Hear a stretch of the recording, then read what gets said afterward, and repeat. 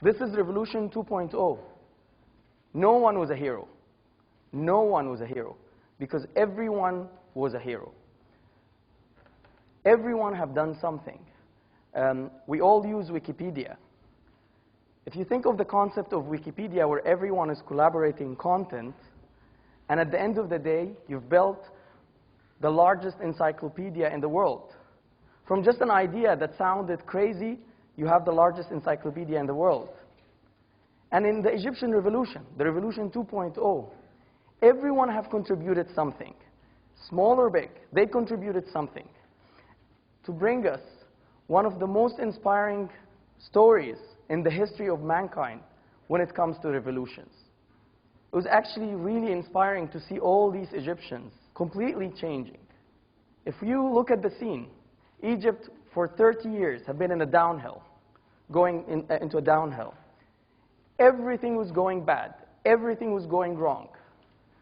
We only ranked high when it comes to poverty, corruption, lack of freedom of speech, lack of political activism. Those were the achievements of our great regime. Yet, nothing was happening.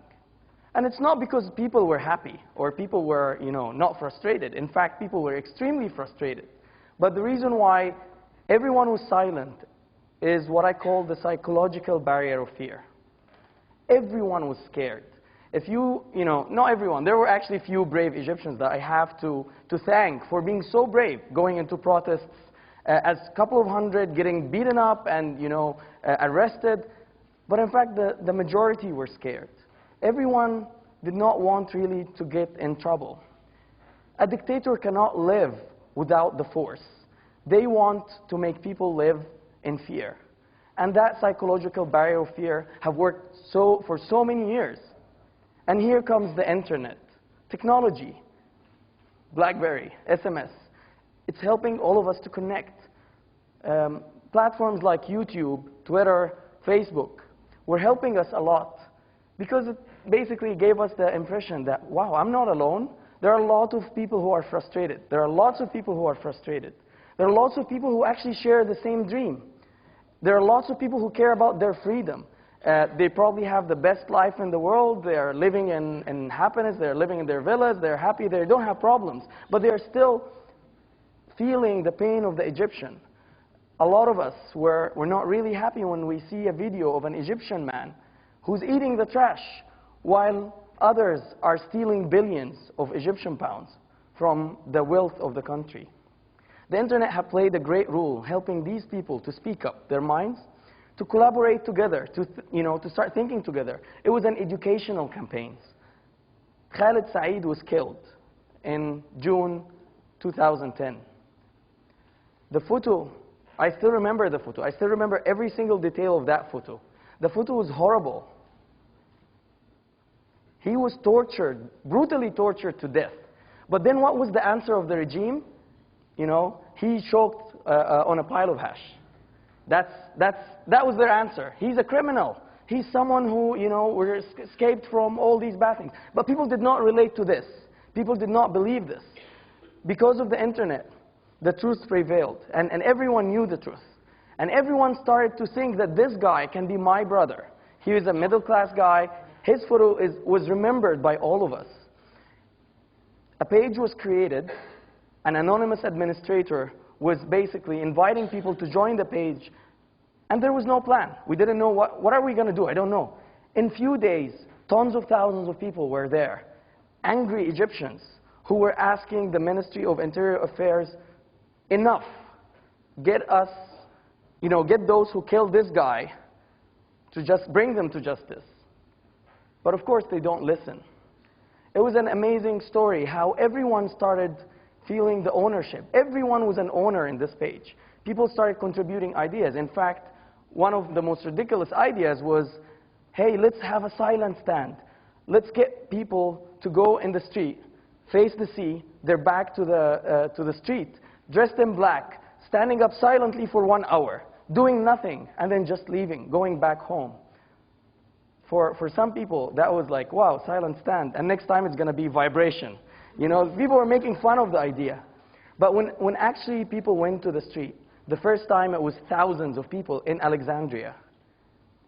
It felt like it was amazing. It was great because it connected people from the virtual world, bringing them to the real world, sharing the same dream, the same frustration, the same anger, the same desire for freedom. And they were doing this thing. But did the regime learn anything? Not really. They were actually attacking them. They were actually abusing them, despite the fact on how peaceful these guys were. They were not even protesting. And things have developed until the Tunisian revolution. This whole page was again managed by the people. In fact, the anonymous admin job was to collect the ideas, help people to vote on them, and actually tell them what they are doing. People were taking shots and photos. People were reporting violations of human rights in Egypt. People were suggesting ideas. They were actually voting on ideas. And then they were executing the ideas. People were creating videos. Everything was done by the people to the people. And that's the power of the internet. There was no leader. The leader was everyone on that page. The Tunisian experiment, you know, as Amr was saying, inspired all of us, showed us that there is a way. Yes, we can do it. We have the same problems. We can just go on the street. And when I saw the street on the 25th, I went back and said, Egypt before 25th is never going to be Egypt after 25th. The revolution is happening. This is not the end. This is the beginning of the end. I was detained on the 27th night. One day, you know, thank God I announced the locations and everything, but then they detained me. And I'm not going to talk about my experience because this is not about me. I was detained for 12 days, blindfolded, handcuffed, and I did not really hear anything. I did not know anything. I was not allowed to speak with anyone. And I went out. Next day I was in Tahrir. Seriously, with the amount of change I have noticed in this square, I thought it was 12 years. I never had in my mind to see this Egyptian, the amazing Egyptian. The fear is no longer fear. It's actually strength, it's power. People were so empowered. It was amazing how everyone is so empowered and now asking for their rights. Completely opposite. Extremism became tolerance. You know, who would imagine before the 25th, if I tell you that hundreds of thousands of Christians are going to pray and tons of thousands of Muslims are going to protect them, and then hundreds of thousands of Muslims are going to pray and tons of thousands of Christians are going to protect them. This is amazing. All the stereotypes that the regime were trying to put on us through their so-called propaganda or mainstream media are proven wrong.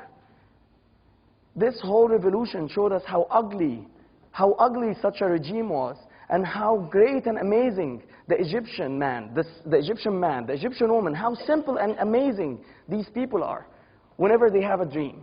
When I saw that, I went back and I wrote on Facebook.